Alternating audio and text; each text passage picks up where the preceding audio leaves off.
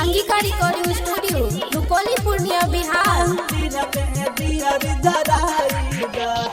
सरस्वती मैया सब टके दुआरा सरधा पुरैया माई सब टके पुआरा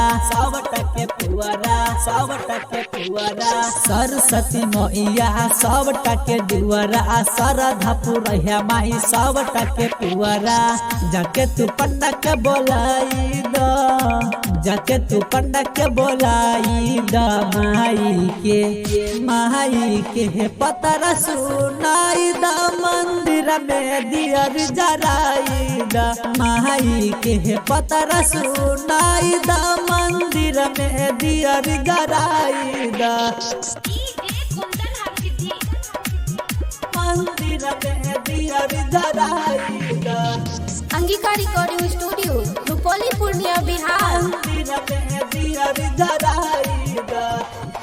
बीना वाली मैया ये हो विद्या के दानी जग में होए बन के महारानी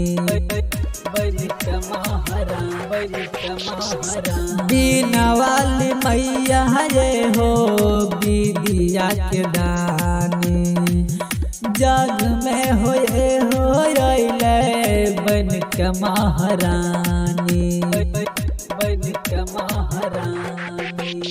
अला तू भोरे राह हमरा जोरे अला तू भोरे राह हमरा जोरे पंडल में यारती दिखाई द माई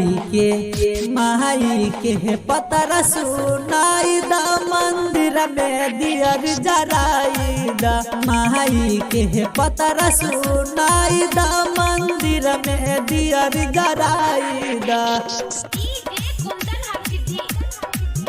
मंदिर में दियर जराई द। Angika recording studio Rupauli Purnia Bihar. सिंटू सलमान सोची लिख गीत हो मनीष भारती रटी है तोहरे ही रीत हो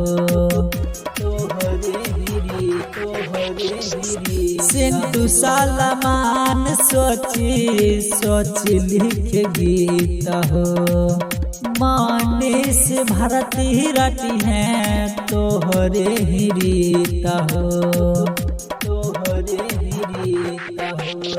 अला तू भोरे राह हमरा जोरे अला तू भोरे राह हमरा जोरे मनीष राहुल के नचाई द माई के पतरा सुनाई द मंदिर में दियर जराई द माई के पतरा सुनाई द मंदिर में दियर जराई द। SRS Entertainment present